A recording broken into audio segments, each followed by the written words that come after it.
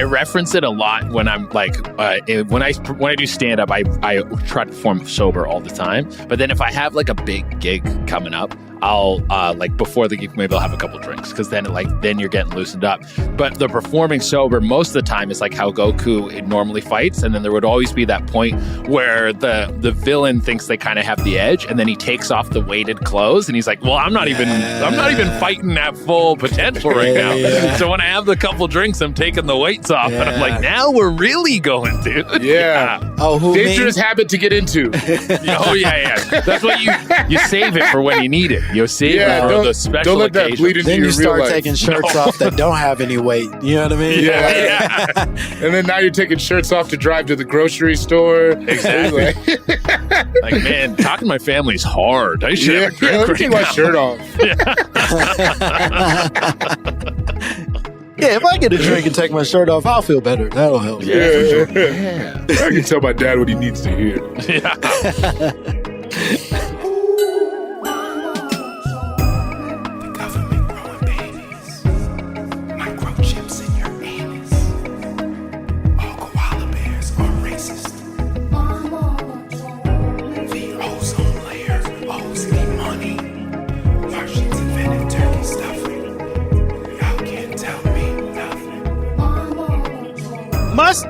Mustard! There it is, ladies and gentlemen, Gentiles and little mamas alike. There it is. Welcome to another phenomenal episode of My Mama Told Me, The podcast where we dive deep into the pockets of Black conspiracy theories. and we work to prove that while Kendrick did absolutely win the battle, he's only won the battle against one of Drake's Horcruxes. That's right, folks. He took down white Drake, but there is still Jamaican Drake. There is still Zimbabwean Drake. You goddamn right. There's a Filipino Drake out there that Kendrick is gonna have to destroy if he plans on taking down the full Drake empire. I am Langston Kerman. I'm David Borean. I'm all for it. Yeah. Do I jump in now? Yeah, come on in. Yeah, all right. I'm Jade you Reyna. want Hi, to. thanks for having me. Yeah, dude. We were This going to is- intro you more formally, but Oh. I'm happy to let you talk now, and then we'll do it again after. The Drake stuff hits close to home because I am Canadian. I lived in Toronto for a long time. Yeah, I mean, Man down. we can't deny that Drake wasn't absolutely bodied. He was decimated in this rap battle. But I would say probably the final form of Drake is like Toronto patois Drake. That's which is one of my favorite versions of Drake. I don't know if you guys are familiar with like Toronto slang and that kind of stuff. Oh, of course. brother, I've done a deep dive. Yeah. Oh, I you're- The youth in Mississauga are beat fam. Yeah. yeah. Your Bear white things. hood rats are Yeah. unnerving. So good. Yeah. We got white hood rats. We got Indian hood rats. We got all sorts of. Definitely, if you like West Indies, all that kind of area. Yeah, we got a lot of hood But rats. it's not just that they are, because those exist in America, but it's the confidence with which they move through the goofiest accent that I've ever heard in my life. Yeah. Where It's you go- jarring. Yeah. It's like, hey man, you can sound like that, but you're not going to scare me that way. I don't know what's happening. The one girl who like sent it to the stratosphere on that interview when she's like, "Yo, you left your mom in the hoods? Sick to my stomach, fam." That chick, I love that chick so much, dude. I think Oh, about man. her multiple times a week. That'll just pop in my head. I'll be like making food and I'll just be like, "Sick to my stomach, fam." I love that because I like hearing how trash talks in different places. Mm-hmm. You know what I mean? Yeah, Like yeah, everybody's got yeah. their people that talk like that they don't want us to know about. Yeah, And it's like, ooh, that one is so dirty. yeah, They and- sound Yeah. dirty. yeah. I feel like I feel similarly. It makes me feel the same as when I get to try McDonald's in a different country. Mhm. Where I'm like, this is the same, but I had to know. I had to know what the fuck. Yeah. Yeah, you're putting mayonnaise over here? Okay. Yeah. I gotta always find do out. that. I was in Japan. I was like, let's see what they're cooking up over here, and they had like a teriyaki like chicken breakfast sandwich, and they also serve you in Japan. They bring it to your table. They're like, here, take your number, we'll come bring it to you. You're like, ooh, and the bathroom had a bidet, dude. You could rinse your butt at the McDonald's. That's no, good. the Japanese really bounce back. You know? Oh yeah. I think we did some nasty shit to them, but they really found their footing afterwards. Oh yeah. I think that's fair to say. They've really taken over culture in all the best ways, and they're not even resenting us for it. Ain't that crazy? Ain't that crazy that they don't want to kill us every day? If anything, they feel bad about it. They're like, hey guys, sorry we got so crazy. And we're like, you know what? I yelled back there, and you deserve to shoot me in the face for that yell. I shouldn't have yelled. Yeah. Our guest today, you've already heard his voice. You've heard other Canadian patois versions of his voice. Mm-hmm. We're very excited he's here. He's a very funny comedian you've seen all over the internet, especially his podcast, Dark Holes, with Che Durena, and also he's on tour. And if you want to see him on tour, very funny, go see him at or go get the tickets. You can't see him at CheDurena.com, but you can get the tickets there. I talk better sometimes. Our guest today, he's wonderful. Give it up for Che Durena, everybody. Yeah, thank you. Appreciate you guys having me on. This is very fun. Very excited. It's gonna be fun. This is gonna be a good one. You came to us with a conspiracy that immediately Bori and I, what was our reaction? Would you say? I think I said something like he understood the assignment. Yeah. It was immediately green flagged. Yeah. Not like some of these other bums we have on here. A lot of times we ask people to come up with a topic for this show, and the feedback is tough. It's the first thought they had. There's not a lot of effort put into a second thought, and then we go, you got a second thought, and they go, give me a week, and it's just work getting them to fucking find their footing. But you nailed it right from the beginning. You said, my mama told me. Toonami was created to attract Black youth to stay home after school instead of sports, so white dudes could start to close the athletic gap. Yeah. Now, who sent you, nigga? That's a great sound drop, too. I might have to steal that for my own pod. That one rips. Yeah, no. Look, we played the bad one for you ahead of time because, we got to give you a taste. There's some good ones. Absolutely. Okay. I got a bag. I got a bag over here. Yeah. But I got exposed to Toonami a little late in comparison to the rest of people, because in Canada we didn't have Toonami. We had like a broke ass version. We had Cartoon Hour. Yeah, we had like Teletoon, we had Cartoon Hour, we had like YTV was big over there. We had like really bastardized versions of what you guys were cooking up in America. Like you guys had Disney Channel, we had Family Channel. It was all like gross, broke. Man. Dude, it's literally like fucking you guys had Johnny Monsoon instead of Johnny Tsunami? Yeah, exact kind of stuff. Yeah, it was so lame, dude. It's like, I want to watch cartoons. We got cartoons at home. That was the vibe, dude. That was the vibe big time.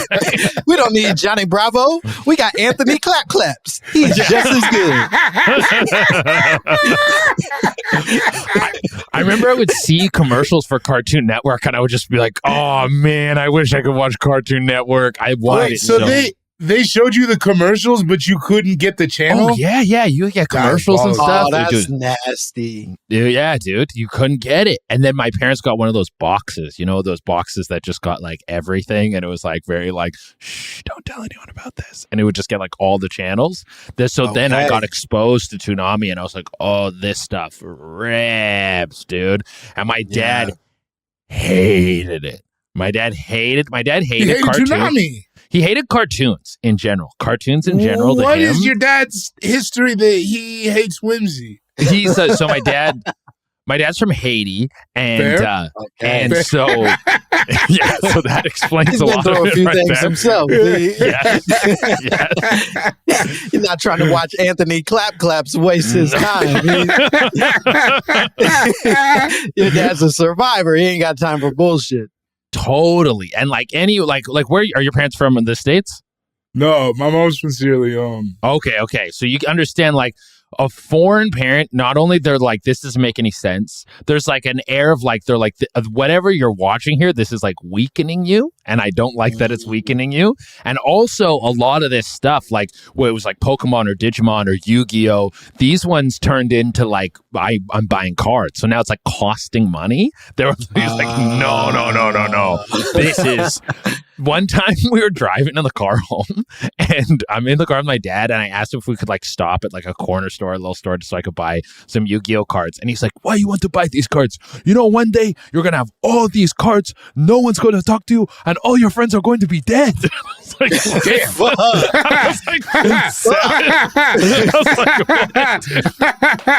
Which is true, but it is true. Which is true. The man's not wrong, but rephrased a little bit to soften the blow. And really, what it was he didn't want to spend money on these cards. Like, to him, it was wasting money. He didn't want to waste 100%. Money. And that was what he was trying to get across. But he had a way of like trying to work stuff in like these mystical things that it either had to be like very philosophical or have like a much deeper meaning than what he was trying to get done. Like, so if I'm hearing you correctly, it sounds like he took it all the way to the end of being like, no, this is to empower white people. To beat us in sports. This wasn't just you sort of taking his learnings and advancing the chess piece, I'd say. I do have another pertinent question. How were you at sports? I was decent. I don't think I was good at the sports that they wanted me to be good at. They put me in soccer, and you were good at Yu-Gi-Oh. I was like, nah, soccer. Dude, soccer takes place on Saturday mornings when the cartoons are hot. Dog, when the cartoons were hot, and we're outside, and Canadian soccer sucks on like a whole other level because you're outside in the cold. You're like running around in the mud. And I grew up in out like an hour outside of Vancouver. Vancouver rains like there was one month where it rained 29 out of 30 days in the city I lived in. So you were out in the mud, in the cold. I'm missing Power Rangers. I'm missing Pokemon. Ash and Charizard are bonding for the first time. And I'm out here in the mud. I'm like, no thanks, dude. No thanks. Yeah, that Pokemon's been mean to him for 2 evolutions and he finally figured it out. This is huge. Finally figured it out, dude. So my dad was like, he was big on like I think some of the stuff he had like an actual like he believed it, and some was he had to create some a lie in order for him to like try and get you to where he wanted you to go. I remember one time he told my nephew was peeing on the toilet seat. And instead of telling him like, hey, clean up after yourself or like lift the toilet seat or like whatever you're doing, you're doing it wrong. Don't pee on the toilet seat. My dad wanted him to sit when he peed. And he was like, you know, if you sit when you pee, you're not gay. And he was like,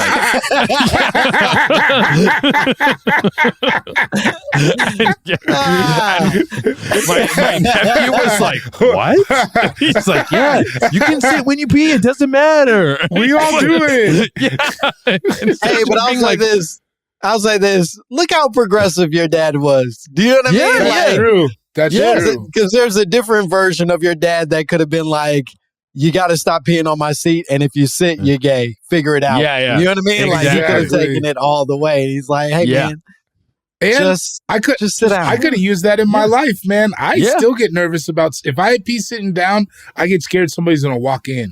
You think so? My wife literally walked in on me doing it not 2 days ago. Yeah. And it is a low. It is a low. And you're like, I was shitting, I swear.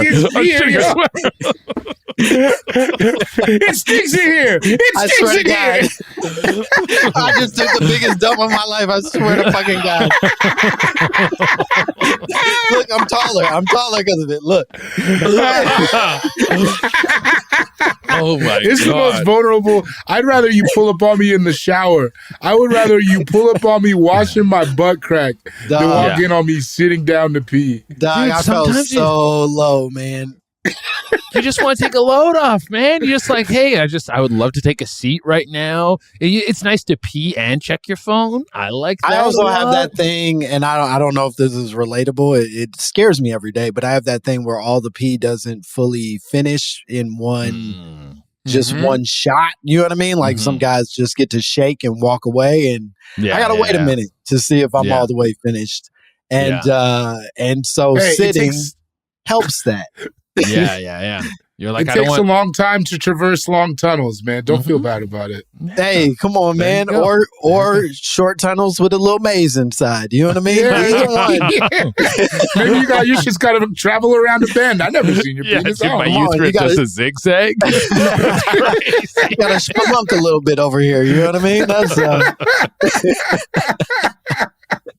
oh my God. But sitting helps that happen. So ask your question. Yeah. No, I was just curious. What is everyone's standing up to sitting down ratio? And then we can keep going. Oh, I'm definitely majority. I think I'm probably like an 80-20 stand to sit. Yeah, I'm standing way more than I'm sitting because I'm the opposite where like if I sit, I find when I stand, then just this like next little dribble of pee comes out. So when I'm standing, I'm like, I gotta, I know I get all the pee out. That's my thing. Yeah. I got you. Boy. Yeah. I'm 80-20 too. I mean, it's time. It's a time thing. Yeah. If it's from the hours of like 1 a.m. to 5 a.m., I'm going to sit down. Yeah. That's fair. I'm probably close. I'm like 75-25 if I might be a little more than you boys, but I'm similar. I think part of me wonders if that's just patriarchy and truly fear of somebody's daddy calling me gay and not being able to overcome it. But I also think the speed at which getting the piece standing up hits, you can't match it. Ladies, good luck. You know what I mean? Yeah, you're never going to catch up. You can have the White House. You won't take the bathroom. If it's a relay race, bitch, you lost. Yeah, what are you going to do about it? Yeah. I made this meme once it was a lady. She was showing this like little paper thing you could buy that you could like fold open and you could like put it up to your vagina and then pee in any place that worked as like a little funnel. And I tagged that with the scene from Invincible where Omni-Man is like, look at what they need for a fraction of our power. Yeah, it's truly it's a beautiful thing that we've been blessed with, and we should be more appreciative. And maybe more respectful about the challenges that others have not been blessed with. Yeah, true. Yeah.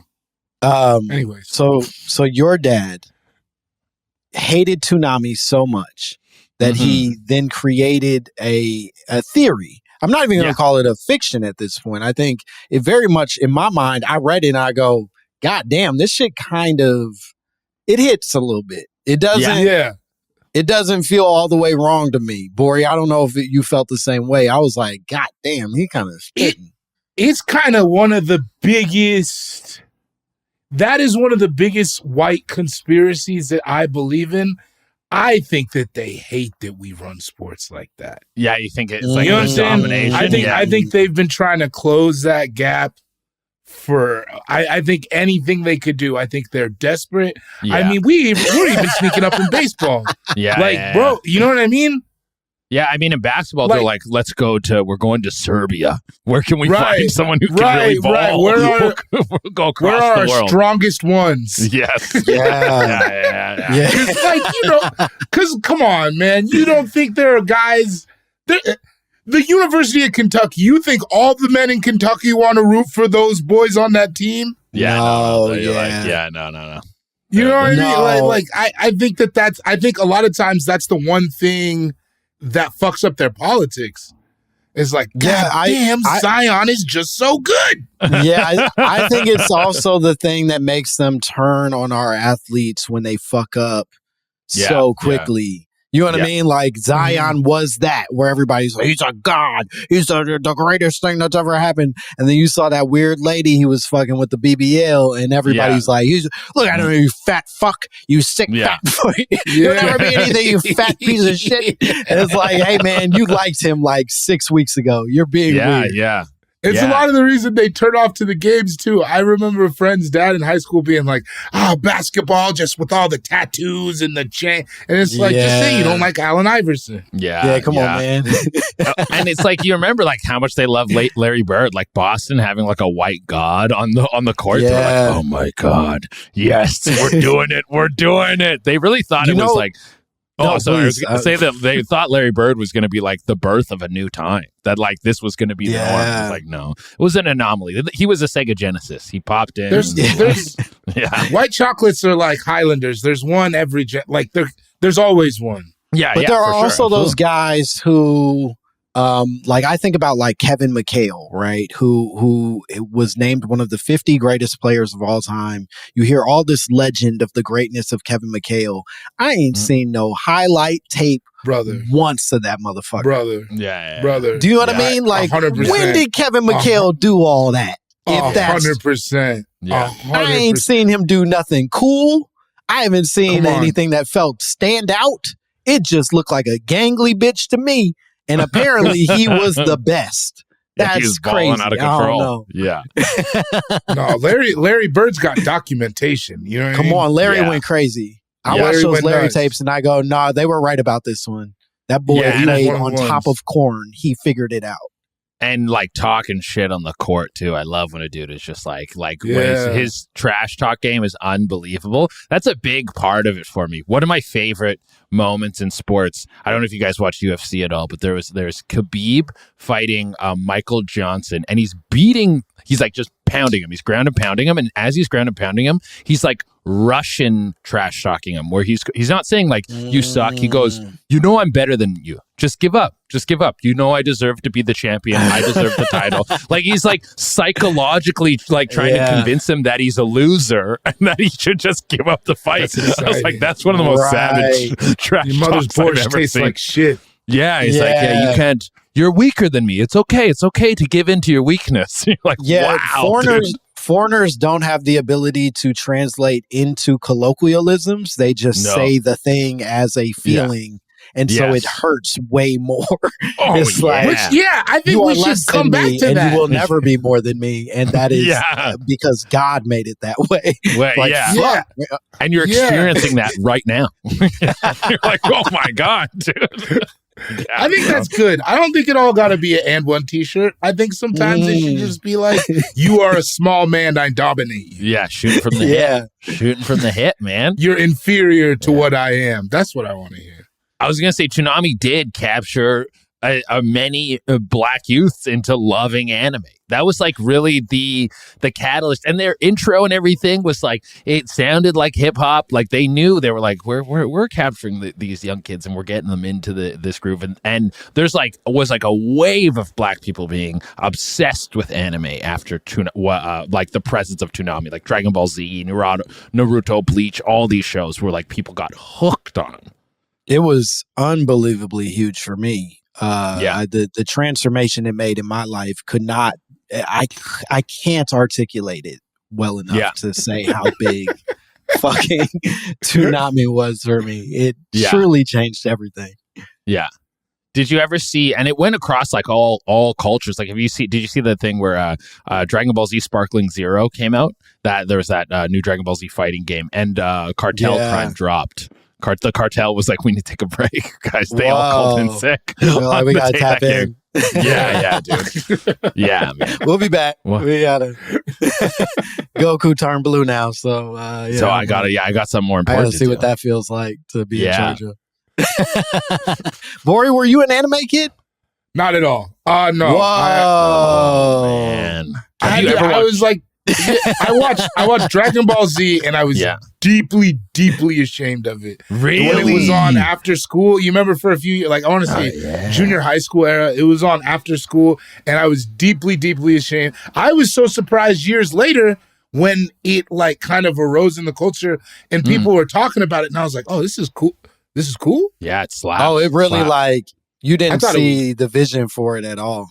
I didn't, and I don't watch any other. Like I've had like roommates who were like, watch Ninja Scroll or whatever, but I didn't do nothing. Ninja Scroll is the most generic anime. That's how you know I'm not in there. I would say if you do anything, if you watch one, just a good show. Che, let me stop you right there.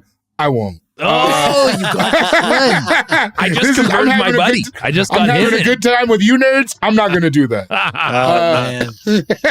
Buddy, you don't got to convince me. I'm still tapped in. I got a Crunchyroll account and I use it. Yeah. You know what I mean? Like I'm fully in it. But damn, you got to stay updated. It's cooking now better than ever, dude. It really is. Yeah. There have been like 3 animes in the past like 2 years that are going to, in my opinion, be competitive with the fucking top 3, you know what I mean? The big 3, whatever the fuck. Yeah. Like they're going crazy right now. Bori, dude.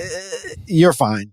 I'd say you're missing out, but the truth is, it has not benefited me in conversation with most people. It has not. It certainly didn't help me get pussy at any point in my life. I wish that I grew up in an era where that was true, but it didn't do it for me. And I got married before it became cool enough that I could take advantage of it now. So you don't need Here's the thing. I've approached it from multiple angles. It just, my brain turns off. I've sat and tried many times. And it's just like, I can't. But I like seeing specifically Black people be into it. I love a niche Black person. Okay. I love seeing. What? You're not a bully. You're not put off. Not at all. Not at all. Listen, I'm not saying I was doing anything better. You know okay, I was smoking weed in bushes. That's not really cool either. A skill that did not give me any pussy either. You know what I mean? Dude, are you getting no pussy from the bush weed? No bush pussy for me, baby. No bush pussy for me. I had to play a varsity sport to unlock that door. I mean, that's good though. Yeah. That's a good, quick pathway to pussy. And prior to like, I want to say like maybe it was like not even like maybe 5 years ago, there was like girls who were like, I watch anime and I nerd out, and they're like, oh, they're hot chicks. That didn't exist back in the day. No. Like you're playing video games. I've been wondering about that because, and I'm it's not. a new thing. Sometimes I feel like I've seen some baddies with stolen anime valor. Okay, there's two genres. There's like legitimate chicks who like totally consume, and then there's like you'll see like an OnlyFans girl who has like anime playing in the background or something. You're like, this is a trick. This is a trick, dude. You're trying to hook me in, dude. And some guys. I've seen some men. Yeah. Where I'm like, you were putting people in trash cans. I don't think you did do that. No. I think there's a culture now where it's like, oh, that's a vibe. Like you're a certain energy of a person if you're like tapped in on like a new anime.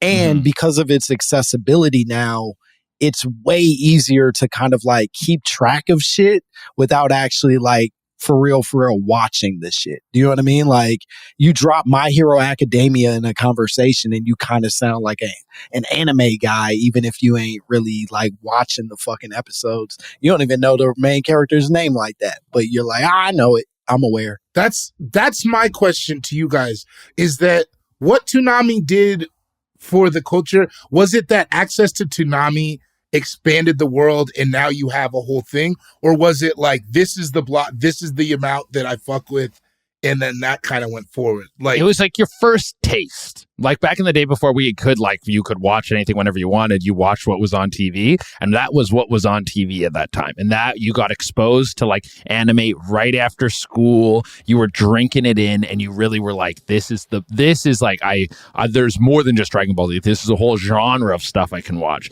And then it started to stretch into all these different areas. And then when you started to have like, it wasn't just anime, but Lil Wayne referencing like fucking Street Fighter, slapping like E Honda, like all this stuff. I'm street fighting like E Honda. Then it was like, oh, this stuff is like some of my idols, some of the coolest people. Meg the Stallion cosplayed as a character from My Hero Academia. Then you're like, oh, it's cool. It's starting to become cool now to be into this stuff. This like hardcore nerddom.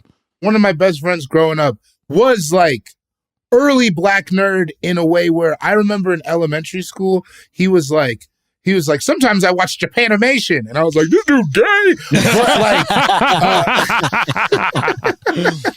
But like, I remember it seeming like him to have access to his hobbies seemed like such a difficult thing at the time. Yeah. Because he was in all that. He had a Dragon Ball Z video game from Japan, and he had to make it play on his Super Nintendo, he had to screw 2 holes in the back of the cartridge or some weird shit like that. Yeah, it was some crazy shit. And the game was all in Japanese, and we were like 10. Yeah. And I was like, wow. In the same way that I feel about it now, I was like, wow, this guy really loves this shit. Yeah, he goes hard. My first shout out to Robbie. exposure to Dragon Ball Z existed before Toonami. My stepdad had like some weird bootleg videotapes of like Dragon Ball Z that he had like, it was probably like 3 hours of episodes, which ain't that much, but it was like it felt like a lot. Like I felt like and it was like the Namek story, so I didn't even know the original shit well enough yet. It just it hit for me, and I only had access to that for like 2 years, so I was just rewatching the same like 10 episodes over and over for 2 years, and then Toonami showed up and gave me all the shit. It was, my God, you know what I mean? Like, it was everything for me. I remember my first, not my first exposure to anime, but my first exposure that how, like, anime had, like, fucking infiltrated a black culture was when I moved to Toronto. So grew up, like, close to Vancouver, moved to Mexico, wanted to start doing stand-up. Then I moved to Toronto for stand-up, and I had nothing. I was working as a scuba diving instructor in Mexico, sold all my scuba diving gear so I could buy a plane ticket. And so I stayed in a I do want to say that's a crazy story. We don't have to get into it. That's a crazy shit. I feel like you really glazed over. It seems like a very exciting time in your life. You were a scuba diving instructor in that's like a Adam Sandler rom-com plot. Yeah, I broke up with my octopus girlfriend. I moved to the States and started dating human women. I changed everything. I did that for like 2 years. So right out of high school, I took a scuba diving instructor course through university, and I got my certificate to be an instructor. And then I just started applying to jobs everywhere. I found a job in Playa del Carmen. It was the cheapest flight and the best paying job. Went there, worked at this hotel for a few months, then started working like as a freelance diver all along the coast of what's it called? Playa del Carmen, which is like the Yucatan area, and I would go to like over to Cozumel, go scuba diving over there, and I loved it. But it was a very physical job, and I wasn't like I'm going to do this forever. I'm going to be like I'm a scuba diving guy. It was more of just like a means to an end to travel. I was like 19 at the time. I lived in Mexico from like 19 to 22. Cool, it was great. It was lots of fun, and then I started doing stand up in Mexico. I found a group of like 4 dudes who did stand up for tourists once a week. And then I started doing that. And then I fell in love with that. And I was like, I really want to pursue this. So I just bought a plane ticket and flew out to Toronto after I sold all my stuff. And I had no money. I had like a bag full of clothes and just like stuff. And so when I got to... That's so funny. Was your stand-up all Mexico based? Can I just say that's so funny to start in Mexico and then be like, I want to do stand-up for real. I'm going to Canada. Canada, yeah. Well, I couldn't go to... They don't get it yet. Someday, I'm going to Canada. I couldn't go to the States because you need a visa to work here. Like in order. I'm teasing. So I was like, that's my only option. I totally would have loved to move to New York. But part of the thing was too, because I had no money. I was like, well, I know if I'm really broke in Canada, they don't just like let you die. There's enough social services there that I'll be all right. Sounds beautiful. And it's so crazy that we do that. By the way. There's no security net so in America. Where you're like literally on the street going, I'm dying. They go, well, you got. Do you have $5,000 for an ambulance ride? No, sorry. Call your family. You don't have a family? Okay, well, I don't know. Should have had a family. First mistake in America. Yeah. What, did we starve them too? Oh, okay, my bad. Yeah. Adios. Bye. But then I moved to Toronto, and then I was like staying in a youth shelter because I had nowhere else to go. And then I was hanging out with some of these dudes. Some of these dudes were like, they've been living on the streets. And like, I was like, these were some of the hardest people I've been around. And they were like, you watch Code Geass? And I was like, no, I've never seen Code Geass. They were like, showing me the hottest shit to watch, dude. Yeah. And they're like, you got to watch this. You got to watch that. You got to watch Bleach. And I was like, oh shit. Okay. Yeah. And they got me up on my anime game way up, dude. Dog. Yeah. Life-changing. Okay. Yeah. We have to take a break. When we come back, we need to discuss more of the element of this conspiracy I think we haven't quite covered, which is a strategic placement of the anime as a tool for distracting black men or black athletes in general away from success, I guess. We got to unpack this whole thing. We'll be back with more Che Dorena, more My Mama Told Me.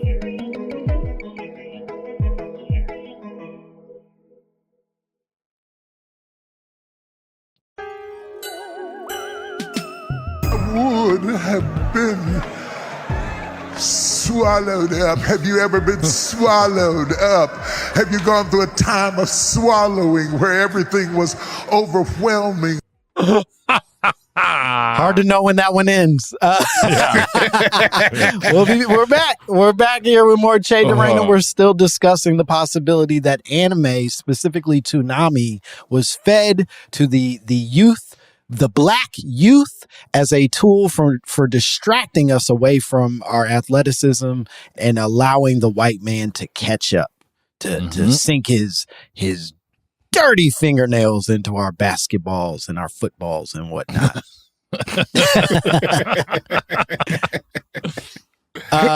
So your dad says this to you. Yes. Do you believe him? Do you buy into this right away? He would say a lot of wild stuff, and it wasn't like I believe we've heard that. So I believe you. Some of it would become background noise, but it would be more like an insecurity about watching it. It wouldn't be like I thought that I'm like letting my race down or something. It was more that I was like, I felt like I was putting in my head that it was a waste of time, that I was not accomplishing something for doing this. But his logic on it, because he would mull on these things for a bit, these philosophies that came through. You could see the through line, because he's like, you get off school. This is the time when you go to your extracurriculars. This is when you go to like whatever, football, basketball, wrestling, whatever you're going to go do. That's when the hottest shit was on TV, because they knew that's when kids get home from school. And so not only that, but it's keeping you out of, like, you're not going to the books, you're not studying, you're not doing your homework, you're not doing any of these things. So he's like, this stuff, it's trying to make you slow. You know, they want to get ahead. They want to beat you. That's why they have you here watching this, huh? You're falling for it. You're falling for the trick, huh? And he's like, putting it in your head also that you're like, oh, I'm getting tricked. They're tricking me, and he's trying to trick you. There's like a whole. I'm not gonna lie. Trick. As I was researching this, it did give me a little bit of like the chills, where I was like first of all, Toonami started off as a weekday thing where it was like only on weekdays, and specifically they timed it, and I remember this from being a kid, they timed it in a way where it was like respectful of you saying goodbye to your friends, but as soon as you get home. Do you know what I mean? Like, where you like, as long as you ain't lingering too much, you have time to get back and plug into Toonami and make that your evening. Like, it carried for 2 straight hours of just that exactly when you needed it.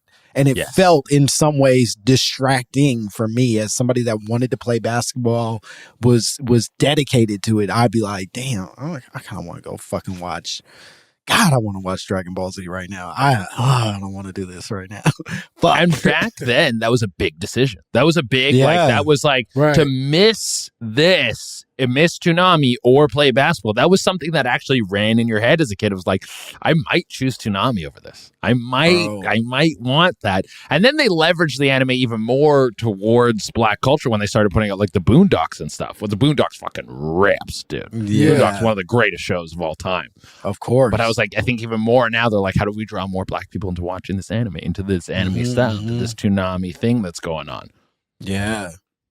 My question about that and the placement of it is, do you feel like people knew that it was going to specifically hit Black kids? I don't know if they knew it was specifically going to hit Black kids, but they definitely, with the way they did the intros that were like hip hop focused, and I think they knew that they were tapping into a new audience, and they're like, let's keep feeding this. Let's keep feeding this. They don't necessarily always go like, we're going to put this out and we're going to target these people, but they see the results of who's watching and in which neighborhoods people are watching, and they go, oh, we can cater this more towards this group of people, and then we're going to suck more of them in. It's more of a response to the initial reaction.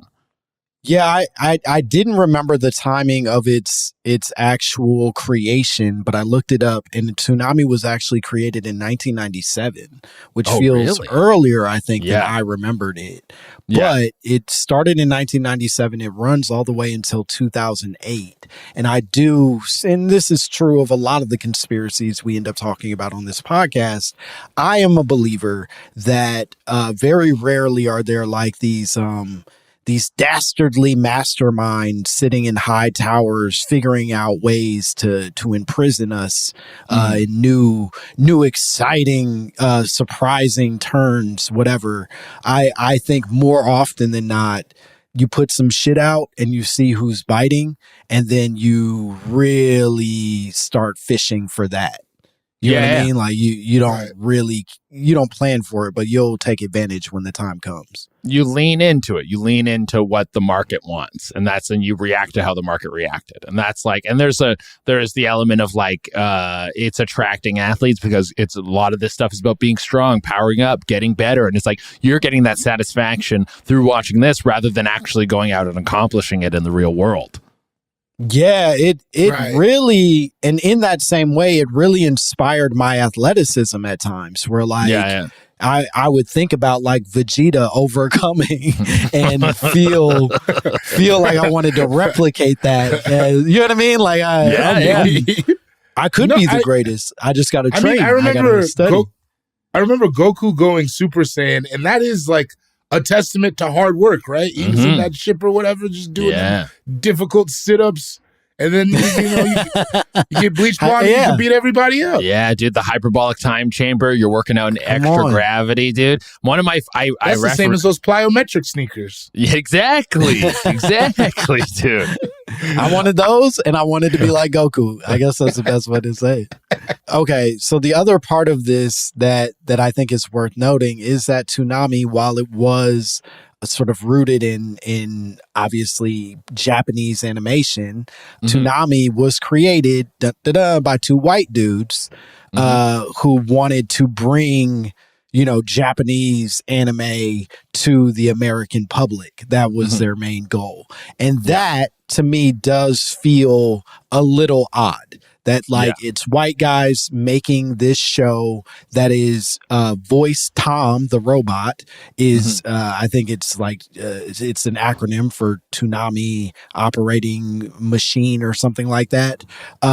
Tom is voiced by a white dude. These owners are white dudes. It's all sort of like white people making their money off of eventually a bunch of weird Black kids. I mean, I will say, a few white guys importing some Japanese shit does not feel odd to me. That actually feels very par for the course. That's fair.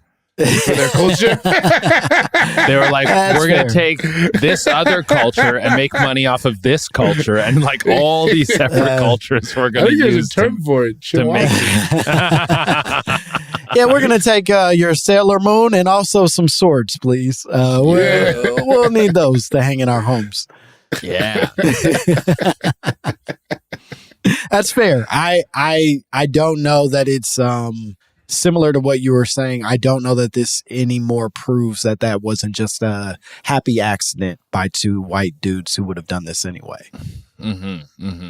I mean, at some point they must have, because like you said, to the beginning of it and it being hip hop themed, they did pivot, right? Yeah. There was a clear pivot to being like, no, this is, and it could have been just more of a sign of the times of that hip hop becoming popular, and very much with the young generation, it was starting to like reverberate through them. It's the music they were listening to the most. It was the culture that was blowing up the biggest. The rap culture, hip hop culture was blowing up the biggest right then. Yeah. But they definitely knew what they were doing. They definitely knew, they were like, we got to make this a little bit more black. Like, okay, so I talked to this music producer years ago. He repped these like country stars, and he talked about Justin Timberlake. And because Justin Timberlake was in NSYNC, and then obviously he did stuff with Timbaland and everything. And he was convinced. He went, man, I swear to God, his team sat him down and went, Justin, if we want your career to keep moving, we got to make you black. We gotta blackify you, because that's what the people want right now. So there could be an element that they were like, if we want Toonami to work, we got to make it black. We got to as black as it can be. Yeah, I could see that. That doesn't feel like an insane thing to me. I imagine when they started seeing the numbers for Toonami, and it is worth noting, Toonami apparently got shut down in 2008 because apparently the numbers weren't great. That like by the time, because after I think 2004 they move it to Saturdays. It stops being a weekday thing and becomes Saturdays exclusively and towards the evening. And that's when they start adding like Samurai Champloo, to your point, like the Boondocks. Yeah. They add and fucking, Gundam. That's when they're like, it becomes a different thing. It's trying to adultify it. Here's a more mature twist on it. It's like, that's not what it is, dude. Yeah. No, I remember it kind of became it conflated with Adult Swim, where Toonami could be playing Adult Swim shit, and then sometimes Adult Swim, you know what I mean, comes on. Like it just when got I think weird. about it, I conflate the two. For sure. Yeah, and it started completely separate. It was for like, they said it in sort of the breakdown that I read. It was originally for like 7 to 18-year-olds. So it was older kids. And then at some point it evolves into like young adult television, and that transition they route to the Saturday move. But I say all that to say that Toonami in its conception was this weekday sort of like family friendly thing. And that probably, when they look at like the numbers, they go, well, in the urban market, this seems to be working in a way that we didn't anticipate. We can't necessarily call that black people, but we know white people who live in big cities probably are exposed to enough hip hop culture that we can risk enticing it a little bit more with like, white kids who listen to hip hop ass energy. Absolutely. Right. And my dad was convinced. Yeah, he was like, that's what's going on, dude. They're tricking you. Yeah. They're trying to suck your athletic ability out of you by getting you addicted to Goku. And this passion is costing me money on these Yu-Gi-Oh cards. And I'm against this, dude. It's crazy the amount of money. I collected basketball cards as a kid, and the amount of money I think about that I wasted on, number one, cards that I no longer own or like are somewhere buried in a basement, whatever. And then number two, the amount of Beckett's I used to buy.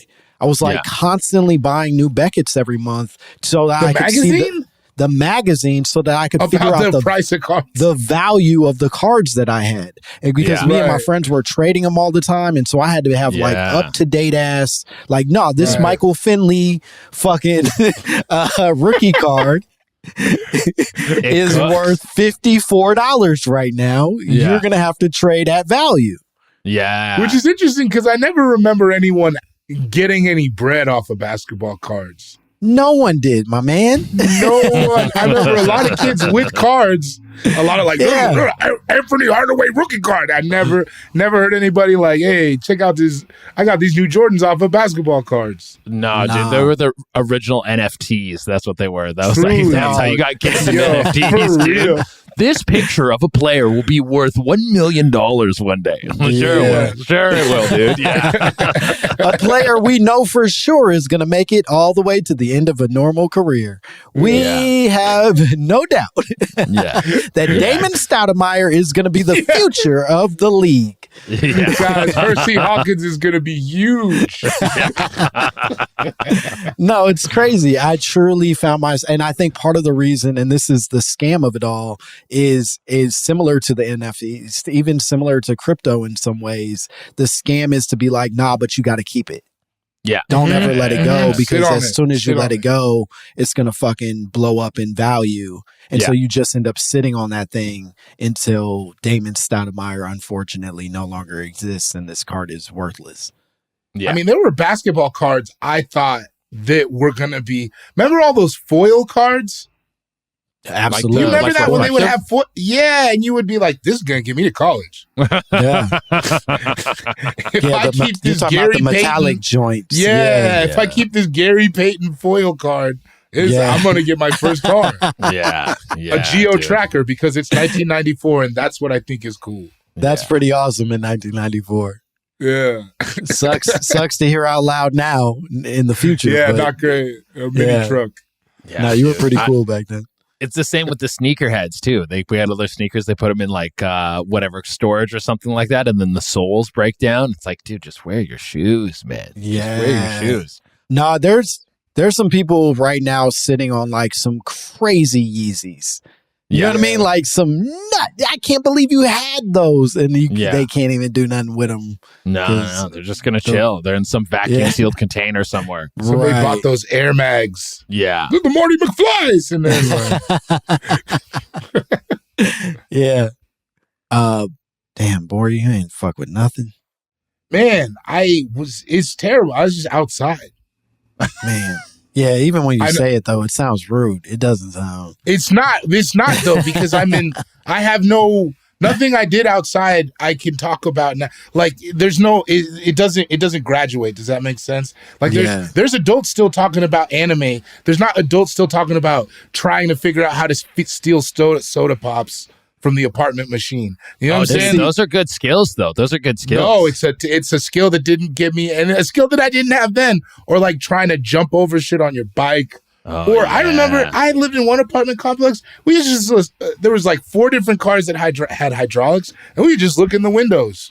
Just hanging out. Like, 4 or 5 of us just looking in the windows. Dude, we just ride your bike and throw stuff. We used to ride up this one. We would it was a huge hill, and we would ride part way, walk part way. It was so big, and then just ride your bike super fast all the way down, and just hope you get all green lights and you don't get hit by a car. That was one of the best. That was one of the best of all time. Yeah, I used to be able to talk about fireworks, and then white ladies started hating them, and now I have nothing to talk about from my childhood. I wasted a lot of hours. But here you are on this podcast making millions of dollars talking about your childhood hobby. That's right. It's $1 million operation. It always has been. It always will be. We're no Damon Stoudemire on this side of town. We're going to stay consistent. That's how you keep it going. You keep it going. Okay. Well, I guess the remaining question, we should take a break. I think we have one more break that we need to do. But when we come back, there are some pieces of this that I feel like I haven't quite gotten a clear answer on. And not that you're avoiding anything. You've been a fine, upstanding witness today. But I do still feel there are a few questions we need to ask. So we're going to take a break. We'll be back with more Che Durena. More My Mama Told Me.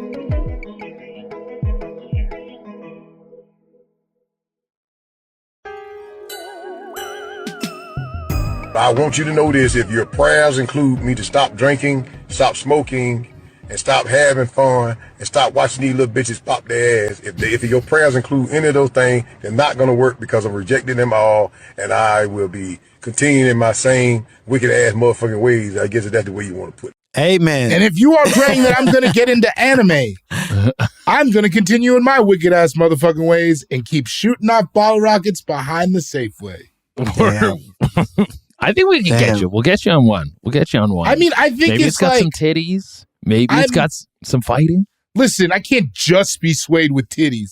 It also needs some ass. All right. They do We that can do too. both. We can do both, dude. The market's big out there. I think that also, and now I'm thinking about this, I think this is relevant. That same kid showed me some anime that I was not mature enough for as a kid, and that turned me off a lot.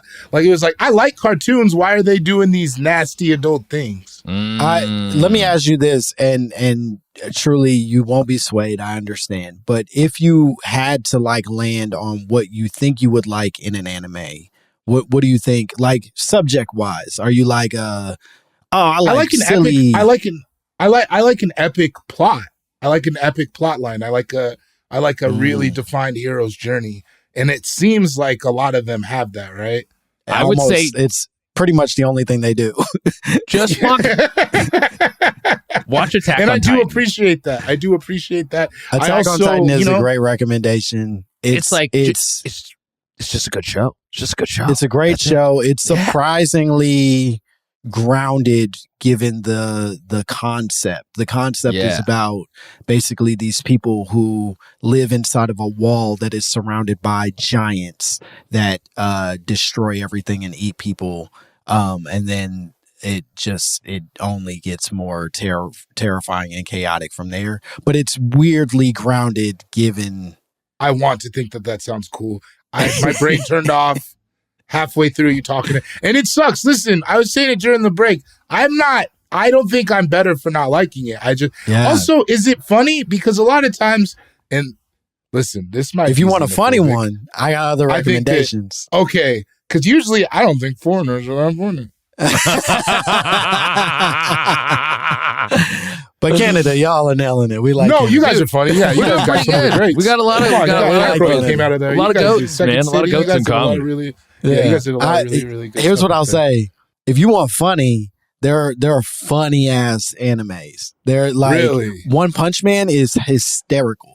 It's the funniest shit, I think, in the world, of just a dude who the whole premise is a dude who is so powerful that he can destroy anybody he fights with one punch. And it's just silly funny. because it's making fun of the whole premise of anime in a lot of ways, and sort of like very breaking the fourth wall as anime. It's great. I like breaking. And listen, I want to feel what you feel. I see it the way your eyes light up when you talk about this. You hear me talk about my childhood? It's dead-eyed. I'm just like, I was in a parking lot trying to learn to smoke cigarettes. That's not great. That's not great. Nah, I man, want to feel. I want to get you off the I think street. you guys like you poking a dead squirrel and like, hey guys, think he'll come back? More dead animals than there should have been. I'll tell you that, brother. Yeah, That's fair. that's like. Yeah, like, hey, Johnny broke into the back of the school and he's got some frozen meat that we can go throw at cars. You're like, Yeah, it was like, dude. I remember there was one year where we lived by an ice cream man, and there was a lot of hours spent trying to figure out how to get into that vehicle when he was in his apartment, stuff like that. Wow. Yeah. We never got in. Okay. That's Well, it's not too late, man. Yeah, you can go back. You're bigger, you're stronger, you're smarter now. You Come can get on. into that car. You got resources. You can really get in that car if you wanted to. I can figure it out. Get all the free ice cream I want. Thanks, Okay, guys. so Che, as it relates to your dad presenting this conspiracy, you this is nonsense, but it does live in your head a little bit. You go, Yes. fuck, you're eating at me. Now, as an adult, do you still feel that way? So I think the thing that lingers with me as an adult is if I find myself doing something in place of getting my work done, then I feel that same shame that I had when I was like, because sometimes my dad would be coming home and I'd be watching and I would like quickly turn it off and like go do something that seemed productive, like homework or go run out into the backyard or something to put a veil over what I was actually doing. So now, like if I'm on a plane and I've downloaded a bunch of episodes of like an anime or something like that, and I'm like, I could be writing, I could be like connect to the Wi-Fi and answer some emails, I could be, but I kind of want to watch. I have that same like guilt where I'm like, oh no, they're winning. The white man is winning. He's making me weak with this anime, dude. But you know what? And maybe I'm going to get some flack for saying this. I kind of think we need that. You know what I mean? Like, I think society can't be too free. And I think that's kind of what your dad and every mildly homophobic dad feels in that is like, look, I get it. You want to be your own person, but we can't just do anything. Like if it's too free, it starts becoming a dealer's choice everywhere you turn. We need a little bit of that China. You know what I mean? And that's where America is failing. Is we just need a little bit of that China. Dude, in our shit. That's also a dangerous path to go down. I don't know how you do it. China white. A little bit of that China's so funny, man. Gotta get a little tighter on these kids. These kids, they're doing everyone after school. They're not doing the homework. There's no more grades. It's like we gotta China them a bit. We gotta give them some structure. Just a taste. Mm-hmm. I don't know. I worry as a parent. I find myself often thinking about how much of like and I believe I want very much for my kids to discover and try and make themselves available to anything and everything. But then on the flip side, I go, God damn, though, like if you make the wrong choice, it's gonna be tough for me to just sit and let it happen. You know what I mean? Do you feel like if you saw your kids at your age that you got into anime, do you think if you saw your kids taking a hard turn into something like that, something niche you kind of don't understand that's newer, would you feel as though that's the wrong choice? I would not now, but that's because we live in a gig economy where everything can be a job if you are passionate about it. Yeah. Right. I think in 1997, if I'm a parent watching my kid get into adult cartoons, you know what I mean? That like don't make sense and don't seem to have any real root in a future other than a guy yelling for 6 episodes. I'm pressing the eject button, even if I'm lacking foresight. I might step in not realizing what I'm doing. And in my dad's defense, I would say like one of the few areas where you're still seeing the like competitive nature and the push to move forward and be better is in sports. That's where like there's still like some scoring. Who you got your winners and your losers, and even when they try to make it like all nice and friendly, there is a natural competitiveness in a human being, and you can feed that in your kid to be like, okay, you know, I know they say everyone wins and loses, but there's a real like you can actually win this. So go out there and sink that arm bar, get that takedown, hit that tackle, and like maybe they're not counting. I'm counting. Come on, man. Your dad. Yeah, your dad. I'm counting. You hit enough of these, you get a touchdown, and maybe we've thrown the tsunami for a little bit. You get a couple tsunamis. 5 single leg takedowns. I'll stop withholding my love. Yeah. Look, them Williams sisters, they ain't watch no Sailor Moon. Do you know what I mean? No, like they didn't. No. They didn't catch no episodes. No. Come on, the Ball brothers have never seen children's entertainment. No. All they did was listen to rap music and play basketball. You could tell. Yes. You think Alonzo ever saw Corey in the House? Of course not.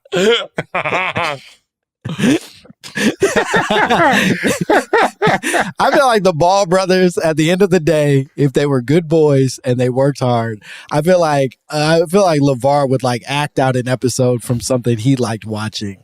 You know what I mean? Let me show you this episode of Moesha. And it's just him being like, Dad, I hate this car you bought me.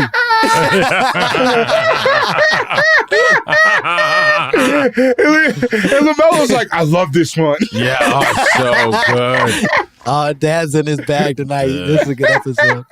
What happened to him? I feel like he faded. He was in the news. He's in Europe, right? Oh, is that where he's? Yeah. Oh, wait. Are you talking about LeVar? Dad? Yeah, the dad. Yeah. I think he's resting like Thanos. I think he really found his peace. Yeah. He fucking did it. We called him every version of a buffoon. Yeah. Every single violent, vile thing we could call a man because he was so outspoken about how good his sons were. And we said he was a liar. We said he was a fool. We told him his dreams would never come true. And then they all came true. True. Yeah. He fucking did it. And not for nothing, the boy, the youngest of them, is gonna be the fucking best, maybe. Yeah. And that's who he said. He said LaMelo was the one. He said it. And he was able to sell like a cheap, shitty shoe, and like he was able to do. And clothing that I got caught up on because of our fucking friends Jack and Sam. One night I was making fun of them, and they're like, "We got big ballers gear on the way. You're not a big baller." And I was like, "What?" You're not big like, nah. And Sam was like, "I got my hoodie on," and I ordered a hoodie because I had just started getting money. Never got that shit. Nope. Emails bounced back. Big Baller Brand was a hard push from Jack Knight and Sam J for a brief period that I avoided, but I felt tempted at times because LeVar just did it all. He literally he was. I wanted to believe in him, and I think it worked ultimately, right? Like we're talking about. I don't think I don't know how you don't believe in him. I think at this point it's impossible to deny the genius of getting three boys into the NBA. Yeah, only one of them is probably, two of them great, but like one of them actually going to be something. But the fuck? How many people get a kid into the NBA, much less three of them? Three, yeah. And he was on the whole thing put a bunch of cash in his pocket too, like being on the WWE, all this stuff, all these appearances, all the stuff he was able to sell. Like he was raking it in. Yeah, man, I think he fucking beat the game. So hats off. We're big ballers over here. I could see him come back. He'll come back from the dead. He'll return when the time is right and when the spotlight's back on him. No, he's not canceled. And this was all pre like TikTok and stuff too. So this is like he didn't even have the opportunity to go viral in like a real format. He hasn't been like memed in a specific way. Like, dude, we need a good LeVar Ball meme. Listen, guys, if he's listening, LeVar, come back. LeVar, make your big announcement on the podcast. You can make your my mama told me niggas didn't believe in me, and we will unpack the whole thing. Bro, 4-parter. With you, LeVar Ball. Fuck. 4-parter. Yo. Bro, you can be you can be our third co-host at this point, LeVar Ball, if that's what it's going to take to make you be a part of entertainment and media again. Che continues to get blurrier and blurrier. It's out of focus. It's almost cartoonish now. Yeah. You look like you're on LeVar Ball's internet. I don't know why I'm so where's the focus? Where's the focus? Buddy, we're wrapping it up. Yeah, we're wrapping it up. And I'm blurry, dude. You fucked up bad, and listen, your plugs, they're going to shit at this point. They're going to shit. Nobody's going to know who you are or what you're recommending, but talk nasty to them. Let them know where they can find you and what cool shit you got going on. You can find me on all platforms at Chedurena. That's CHEDURENA. Check me out at the Dark Holes with Chedurena, my podcast. And for all tour dates, go to Chedurena.com. We got Toronto, Lexington, Atlanta, and a few other dates coming up. I'll see you guys there. Fuck yeah. And he could not be closer. I assure you. This is as close as you get to a camera before it becomes dangerous, frankly. Yeah, pornographic, really. You see my gum line? It looked great. It's a good gum line. Bori, what you got? You can listen to my album Birth of a Nation with the G on all platforms, Spotify, Tidal, Apple Music, whatever. Cool Guy Jokes 87 on Instagram. Patreon.com/David Bori. Go and check out my specials on there. We got a bunch of weird videos. Just did a watch along of the movie Twins if you're into that type of thing. Fuck yeah. I love that. And as always, you can follow me at Langston Kerman. You can watch my special on Netflix. It's called Bad Poetry. You can stream English Teacher. It's on FX. And most importantly, you can come see us live. We have 2 dates left. Seattle on December 12th. And then we are going to be in Portland on December 15th. We would love for you to send us your voicemails at 844-LIL-MOMS if you want to send us messages. And obviously, if you want to send us your own drops, your own conspiracy theories, if you want to tell us what violent things you did to the anime nerds in your life, send it all to mymamapod@gmail.com. Buy the merch. Make love, not war. Bye, bitch. I don't give a fuck who say what, blood. On Crib. My Mama Told Me is a production of Will Ferrell's Big Money Players Network and iHeart Podcasts. Created and hosted by Langston Kerman. Co-hosted by David Bory. Executive produced by Will Ferrell, Hansani, and Olivia Aguilar. Co-produced by Bay Wang. Edited and engineered by Justin Connor. Music by Nick Chambers. Artwork by Dogon Krieger. You can now watch episodes of My Mama Told Me on YouTube. Follow at My Mama Told Me and subscribe to our channel.